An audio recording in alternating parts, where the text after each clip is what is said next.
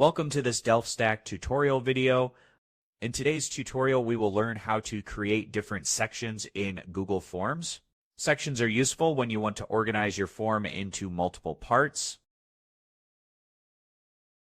They help separate topics or create a step-by-step flow. To get started, open your Google form. As you can see, I've already added a question here. Now let's say I want to add another section. Navigate to the menu on the right side and you'll find the Add Section option.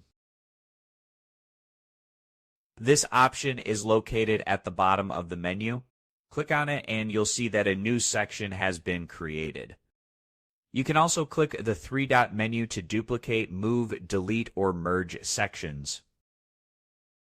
You can name each section, add a description, and include questions for that section. These questions belong only to that specific part of the form. This keeps your form cleaner and easier to navigate.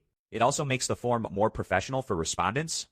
This setup is perfect for surveys, quizzes, registrations, or branching questionnaires.